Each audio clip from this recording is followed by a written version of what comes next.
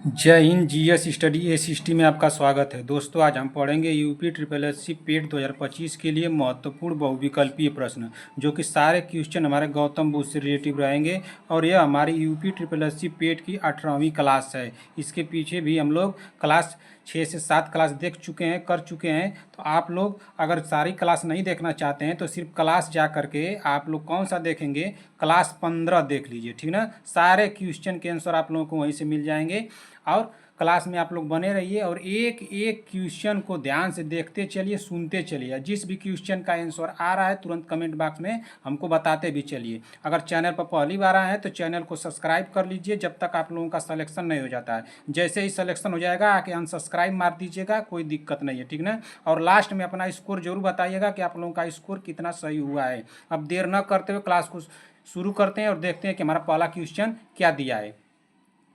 तो हमारा पहला क्वेश्चन दिया है, बताइए, देखिए पहला क्वेश्चन क्या दिया है। हमारा पहला क्वेश्चन दिया है, बुद्ध ने अपने जीवन की अंतिम वर्षा ऋतु कहाँ बिताई थी। बुद्ध ने अपने जीवन की अंतिम वर्षा ऋतु कहाँ बिताई थी। तो कहाँ बिताई थी, तो हमारा राइट आंसर होगा ऑप्शन नंबर बी, श्रावस्ती में। कहाँ बिताई थी, श्रावस्ती में। हमारा राइट आंसर होगा ऑप्शन नंबर बी, श्रावस्ती के बाद वह कुशीनगर चले गए। अरे वहाँ कुशीनगर चले गए, कुशीनगर में उनकी मृत्यु हो जाती है, ठीक ना। इसी की तरह अगला क्वेश्चन देखेंगे कि अगला क्वेश्चन हमारा क्या दिया है। क्वेश्चन नंबर 2, बुद्ध की मृत्यु के पश्चात प्रथम बौद्ध संगीति की अध्यक्षता की गई। बुद्ध की मृत्यु के पश्चात प्रथम बौद्ध संगीति की अध्यक्षता की गई, तो किसके द्वारा की गई थी।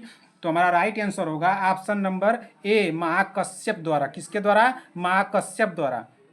हमारा राइट आंसर होगा ऑप्शन नंबर ए, ठीक। इसी तरह से अगला क्वेश्चन देखेंगे कि अगला क्वेश्चन क्या दिया है। क्वेश्चन नंबर 3, किस शासक के काल में चतुर्थ बौद्ध संगीति का आयोजन कुंडलवन में हुआ था।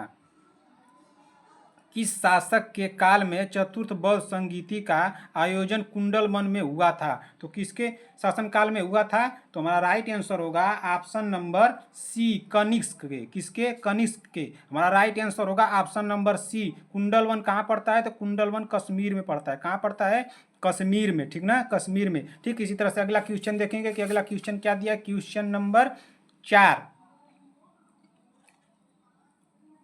त्रिपिटक ग्रंथ किस धर्म से संबंधित है। त्रिपिटक ग्रंथ किस धर्म से संबंधित है, तो किस धर्म से संबंधित है, तो हमारा राइट आंसर होगा ऑप्शन नंबर डी, बौद्ध धर्म से। किससे, बौद्ध धर्म से। हमारा राइट आंसर होगा ऑप्शन नंबर डी, ठीक। इसी तरह से अगला क्वेश्चन देखेंगे कि अगला क्वेश्चन क्या दिया। क्वेश्चन नंबर 5, निम्नलिखित में से कौन बुद्ध के जीवन काल में ही संघ प्रमुख होना चाहता था।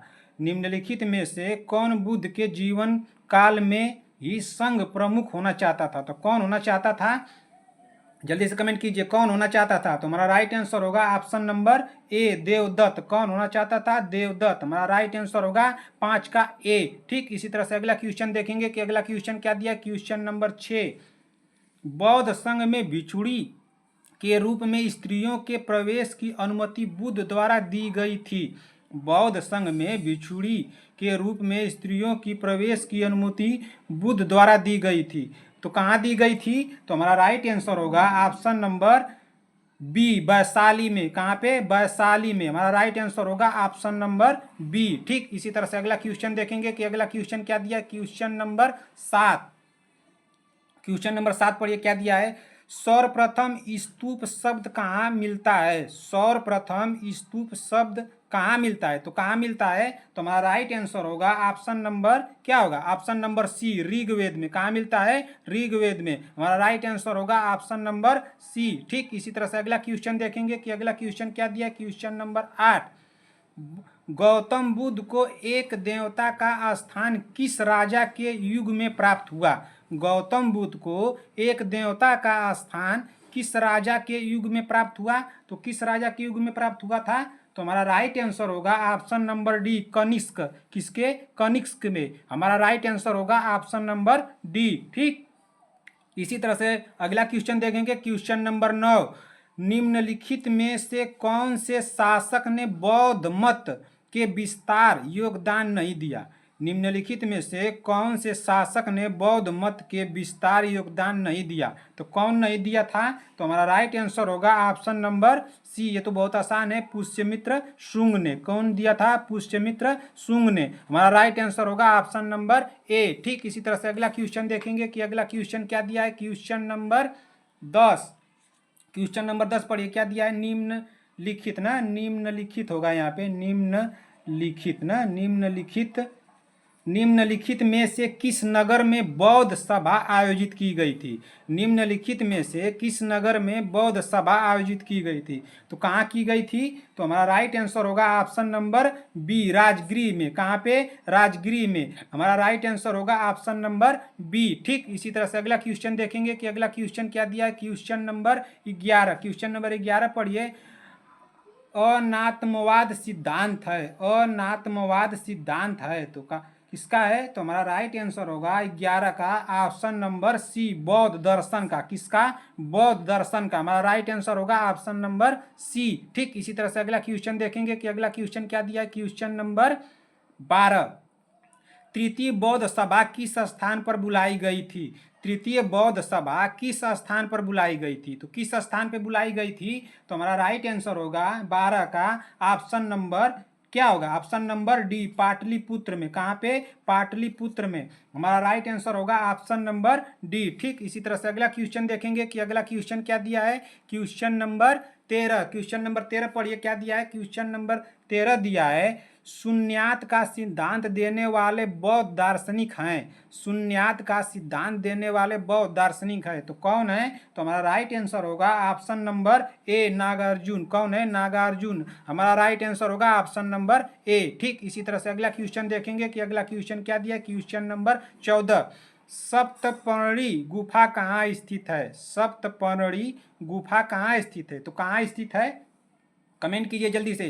तो हमारा राइट आंसर होगा ऑप्शन नंबर बी, क्या होगा? राजगृह में। कहाँ पे है? राजगृह में। हमारा राइट आंसर होगा ऑप्शन नंबर बी। ठीक इसी तरह से अगला क्वेश्चन देखेंगे। क्वेश्चन नंबर 15, क्वेश्चन नंबर 15 पढ़िए क्या दिया है। भारत का सबसे बड़ा बौद्ध स्तूप स्थित है।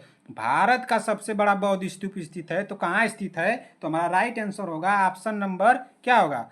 सारनाथ, गया, चंपारण, चंपारण, सांची, रांची होगा, सांची। तो क्या होगा? हमारा राइट आंसर होगा ऑप्शन नंबर सी, चंपारण। क्या होगा? चंपारण। चंपारण कहाँ पड़ता है? तो बिहार ना।